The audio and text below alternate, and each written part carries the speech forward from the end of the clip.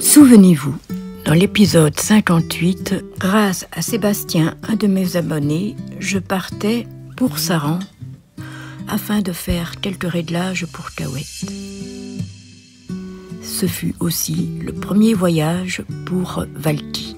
Au début, elle fut un peu malade, mais cela s'est amélioré au fur et à mesure. Ensuite, je terminais par la présentation de Sébastien. Le gyrophare, ouais. Alors, ah ouais, on le voit bien. Comme un petit feu devant, pénétration devant et derrière. Voilà. Oui, ça c'est en cas de brouillard.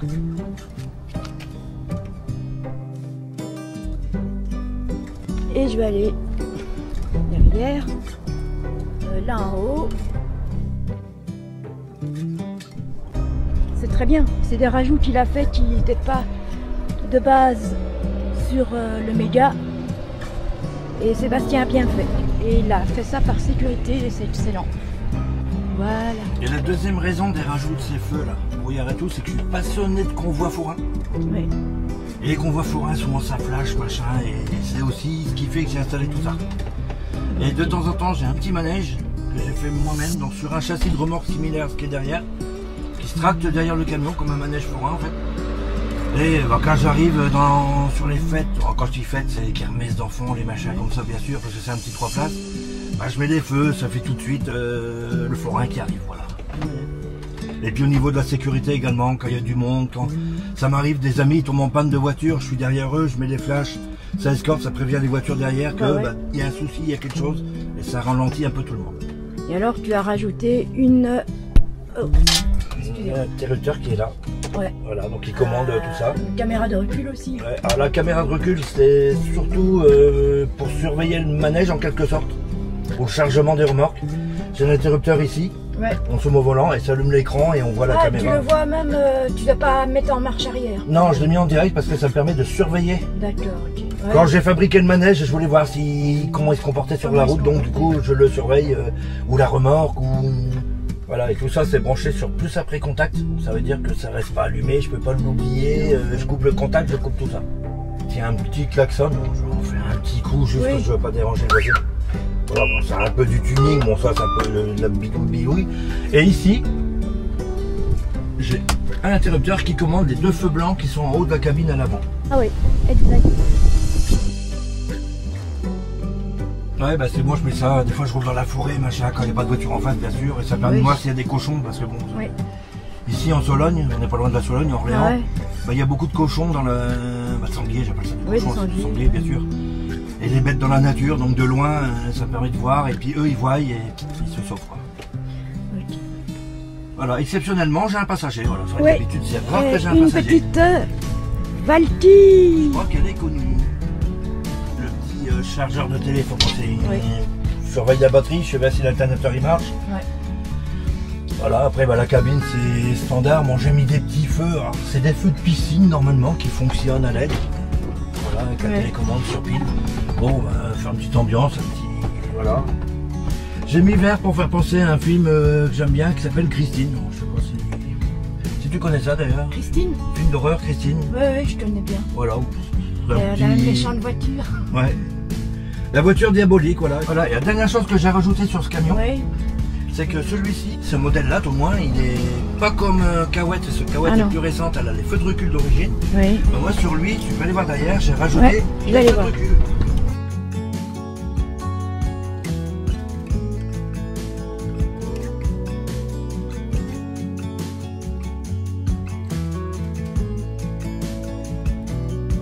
Dans l'arrière de la cabine, dans la caisse, j'en ai mis un également en blanc, avec une télécommande indépendante qui fait la lumière dans le véhicule. Là, on va aller voir ça.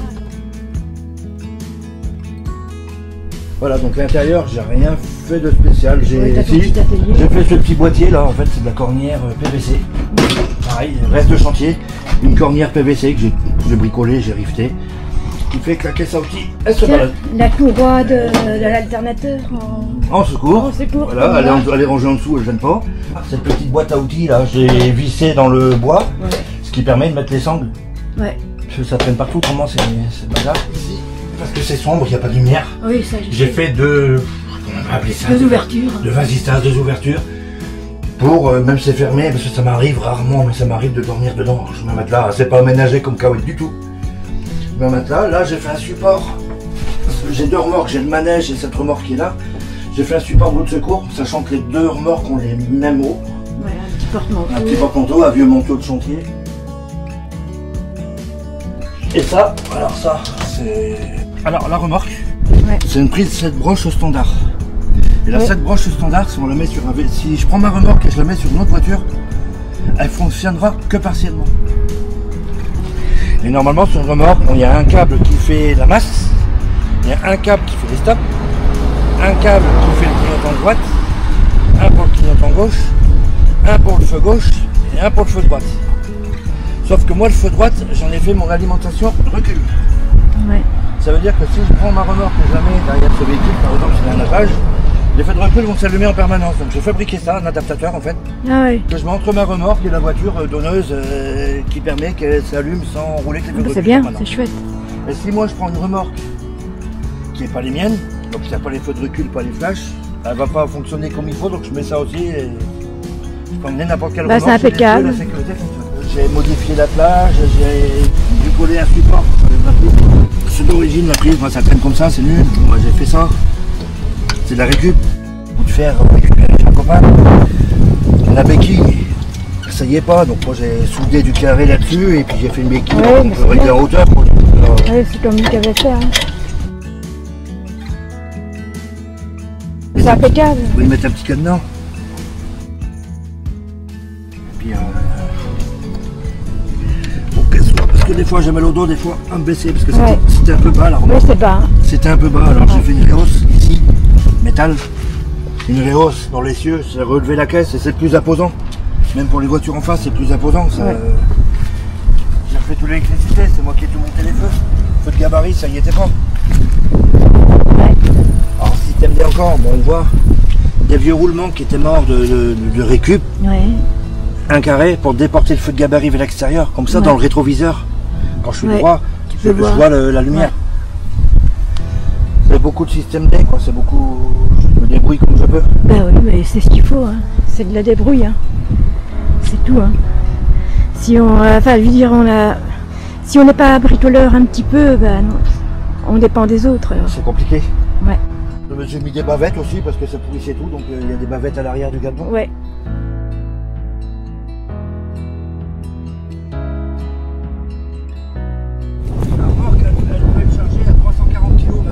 Oui, mais comme tu peux pas, tu peux traiter 220 kg, je crois. Voilà. Donc elle est pas en surcharge, quoi. Non. C'est impeccable. T'es un bon bricoleur. Hein. Et tu m'avais dit aussi que tu avais fait un marchepied parce qu'il n'y avait pas. Hein. Marchepied, c'est le plage en fait. Ça n'existait pas, ça c'est. Ça c'est super, c'est très bien. C'est pris sur les points de fixation d'origine du camion. Parce que le châssis il a d'origine des points de fixation. J'ai vu que Kawaii les avait également d'ailleurs. J'ai rien modifié mon châssis, demain je l'enlève. Voilà, j'ai vraiment pas modifié le châssis. Petite bricole aussi, j'ai mis ça également, comme ça les portes sont ouvertes le soir, ça reflète les voitures. Il y a un petit truc aussi que c'est une connerie. Cette poignée elle est vraiment merdique, hein. C'est pas terrible à tirer comme ça, c'est d'origine. J'ai percé dedans, j'ai mis un anneau de clé et voilà, ça ouvre tout seul de l'intérieur. Les choses que tu as rajoutées aussi en plus, c'est les cale-portes. Enfin, les cale-portes, alors ça c'est des trucs de camping-car, de caravane. J'ai acheté ça dans un magasin, main sur loire d'ailleurs, de caravane. Donc là c'est le feu de pénétration arrière, la caméra de recul, ça c'est moi qui ai rajouté, c'est en plus. Or parce que Orléans, on a des gens qui sont très intelligents, les piétons. Au lieu de passer devant au feu vert et machin, on coupe au travers, on en voit beaucoup rouler, ils sont pas aussi sécurisés que ça. J'ai un copain aussi qui en a un, il a fait aussi des adaptations aussi. Mais c'est ce qu'il faut faire, hein, parce que différent. Je voulais avoir un méga au départ, et j'aurais fait aussi plein d'adaptations, parce que c'est pas d'origine. Depuis que je suis ta chaîne, c'est vrai, je me suis aperçu que malheureusement tu es tombé plus souvent en panne que moi. Welcome to hell. Death is the beginning. Les mégas sont meilleurs et puis de toute façon maintenant c'est comme ça. Oui, mais ce que Sébastien oublie, c'est que les pannes sont dues à de mauvais mécanos.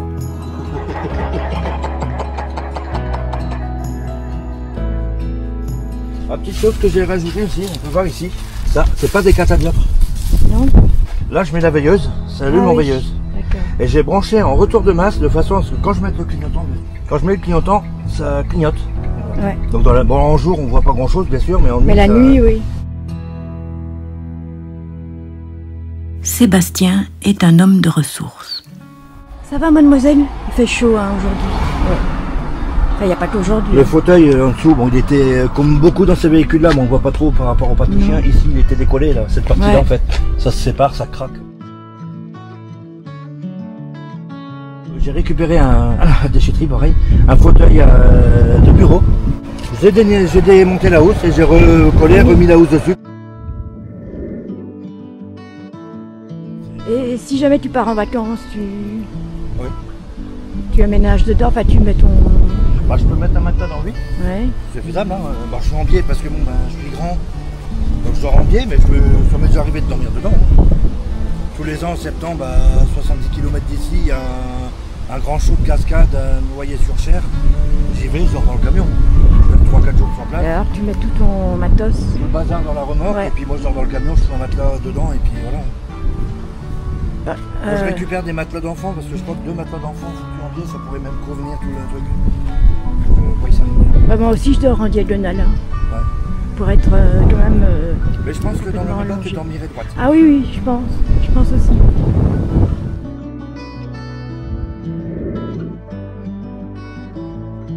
Passionné de convoi forain. Et là, on voit que Sébastien est un fanat du monde forain et des manèges. Voilà, c'est magnifique, ce sont des trucs. C'est toi qui as fait ça ou tu as... Un copain forain en fait qui a fait faire sur ses semi, j'ai dit tiens, j'en voudrais un plus petit à mes couleurs, et puis bon, l'imprimeur m'en a fait un. Ah bah ça fait. Il a fait également les logos, mais ça c'est moi par contre. Ouais. Bah, j'ai fait imprimer, mais c'est plus de déco par rapport au petit manège que j'ai fait. Sébastien a des doigts en or, une vraie petite merveille. J'ai un petit manège que j'ai fait moi-même, donc sur un châssis de remorque similaire à ce qui est derrière, qui se tracte derrière le camion comme un manège forain en fait. Et voici une autre remorque foraine que Sébastien traite. Si je me souviens bien, c'est la pêche au canard. Moi j'ai mis un caisson basse, je suis un fou de musique. Hein. Oui. Voilà, c'est une grosse enceinte de maison, il y en a une deuxième au centre, de toute façon je peux baisser le siège. Ouais. Voilà, j'ai une deuxième enceinte là. Et puis j'ai mis des petits haut-parleurs, moi c'est mon plaisir, c'est la musique en fait, donc Ouais. j'ai adapté ça Oui, on les voit. à mon usage. Mais tout à fait. Chacun fait ce qu'il veut avec sa voiture. Hein. C'est chouette de voir comment les propriétaires de méga ou de D-Truck trouvent des combines pour les différents aménagements possibles. Et ici, dans notre cas, ce n'est pas toujours évident. Bon vent et belle route, Sébastien. Tu es la Saran.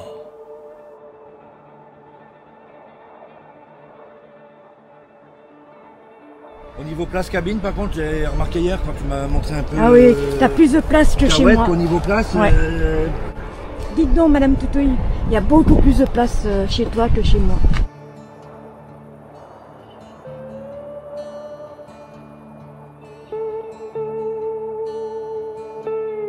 Et oui, bien sûr, je n'ai pas pris de mesure avec un mètre.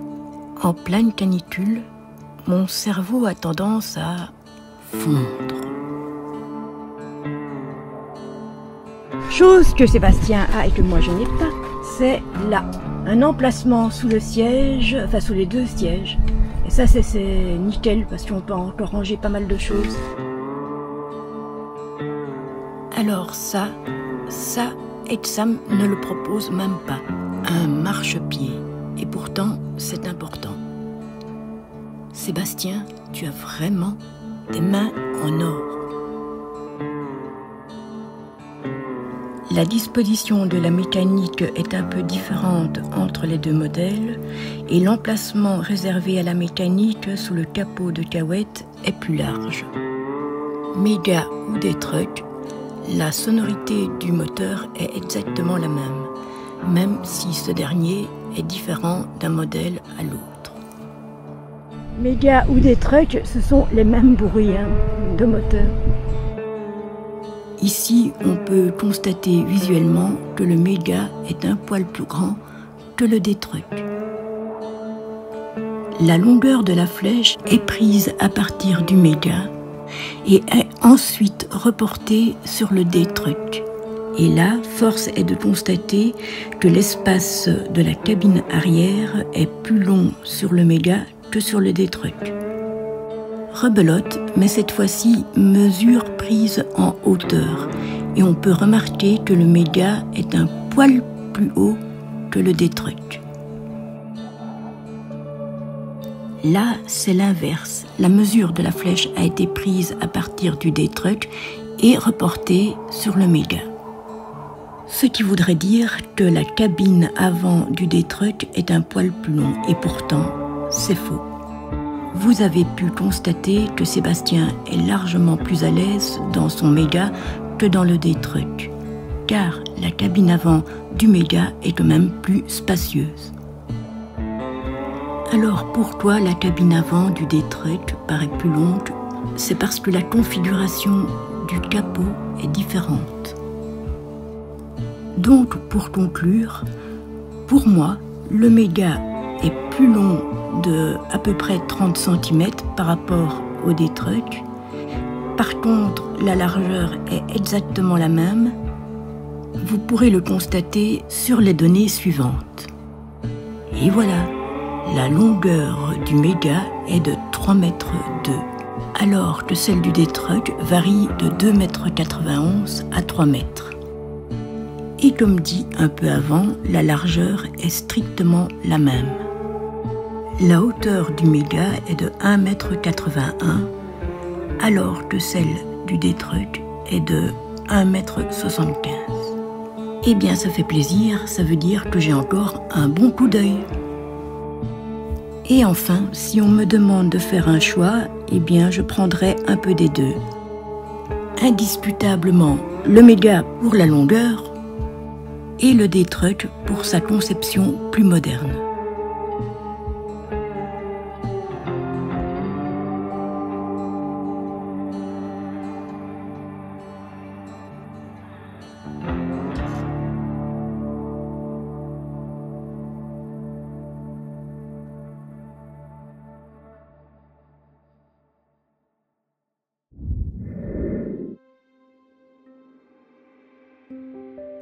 Départ de Saran pour aller rendre visite à mes deux amies Odile et Dina à Châteauroux.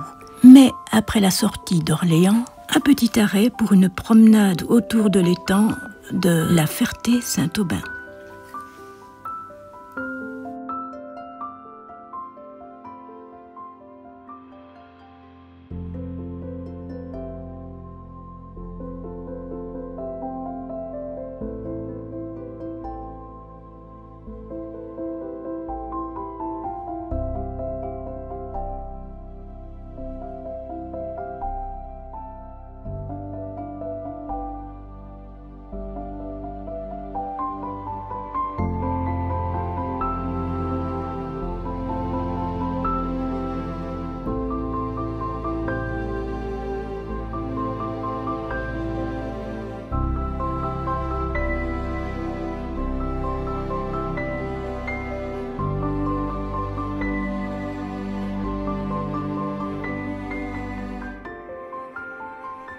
Il fait chaud, très chaud.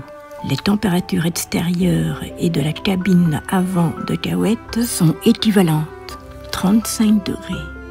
De l'ombre et vite. Enfin arrivé à Châteauroux. Allez où? À l'air de camping-car. Enfin de l'ombre.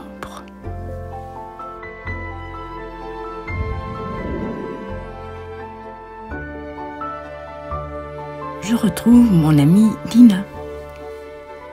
Ça papote, à en oublier de donner de l'eau à petite Valky. Un peu plus tard, voilà notre Odile. Et c'est reparti pour un tour. Ça papote, et ça papote, et ça papote, et ça papote.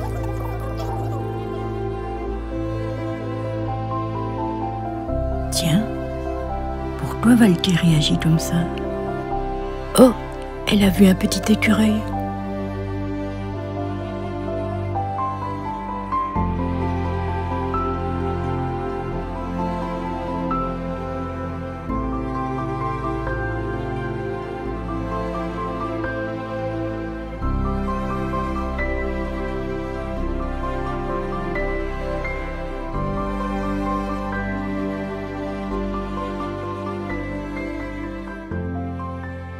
Et la journée se termine sur un magnifique coucher de soleil.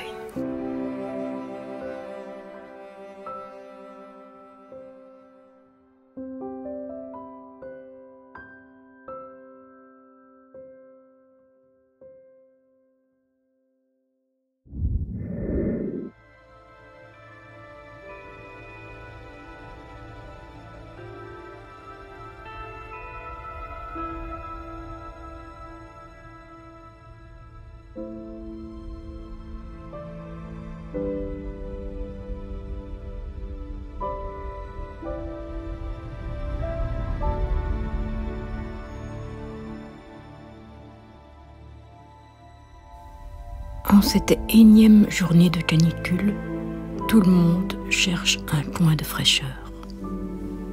Et au détriment de quelques risques.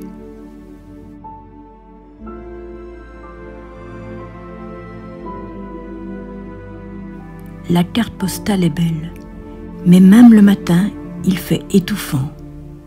Ce n'est plus possible, et pour Valky, et pour moi.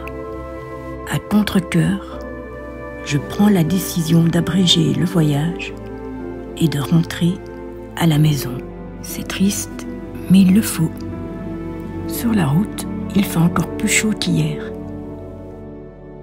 À la recherche de l'ombre. L'ombre voulue, l'ombre trouvée.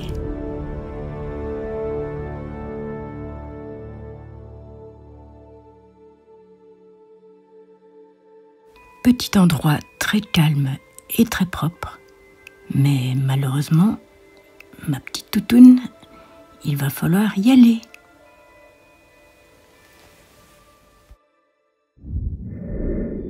Et ça fait du bien d'être un petit peu à l'ombre, après avoir conduit avec plus de 35 degrés dans la voiture, pendant plus de 2 heures. C'est donc ici que ma petite Fifi et moi, on va dormir. Et il est 20 h. C'est agréable ce calme d'entendre les oiseaux, les cris des grenouilles. C'est vraiment agréable.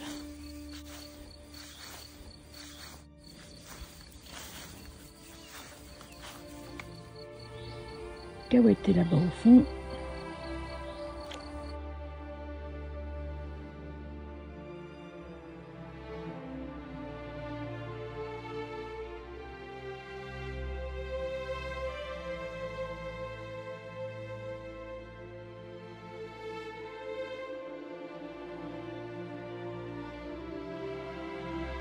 Il y a une demoiselle qui va tomber dans l'eau là. Allez, viens par ici.